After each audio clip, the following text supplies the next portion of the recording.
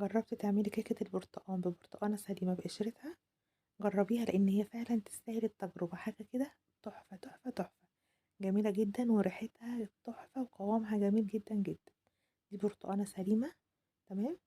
هحطها كلها كده زي ما هي في الخلاط، أو ممكن أقشرها وأحط القشر معاها في الخلاط، تمام. وبيضتين، وكوباية سكر، وكوباية إلا ربع زيت، وكوباية لبن، وثلاث كوبايات إلا ربع دقيق، تمام.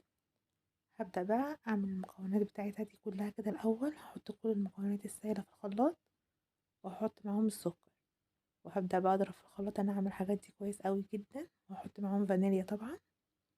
هنا بقى كنت قشرت البرتقانة وشلت القشر الأبيض منها، وحطيت القشر والبرتقانة كلها، وهبدأ بقى أحط معاها كوباية اللبن، وهحط كوباية السكر، وكوباية إلا ربع زيت، وهحط معاهم فانيليا كمان. وهبدأ بقى الحاجات دي كلها أضربها في الخلاط كويس جدا جدا لحد ما تبقى ناعمة معايا قوي كده زي ما انت شايفة. أضربها كويس قوي قوي قوي.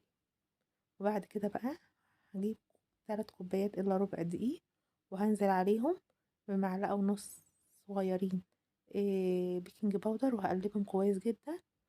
والمكونات دي بقى كلها، الدقيق والبيكنج باودر، هنزل بقى على الخليط اللي انا ضربته في الخلاط كده، وابدأ بقى اقلب كده كويس في اتجاه واحد لحد ما يبقى القوام معايا بالشكل الجميل قوي ده.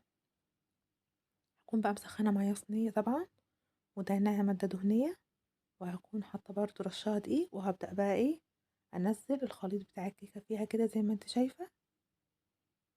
هسخن الفرن بقى على درجة حرارة 180، وهدخلها بقى في الفرن، تطلع تحفة جدا جدا.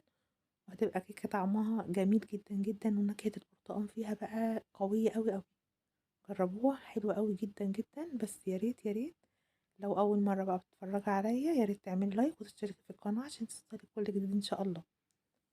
هنا بقطعها وابدأ بقى اقدمها. جميلة جدا جدا وكانت حلوة قوي. على فكرة انا كنت بقطعها وهي لسه سخنة، يعني كانت متماسكة قوي. جربوها، حلوة قوي قوي الكيكة دي. شايفة كانت عاملة ازاي؟ حلوة جدا. ومن تحت بقى كده كانت جميلة قوي.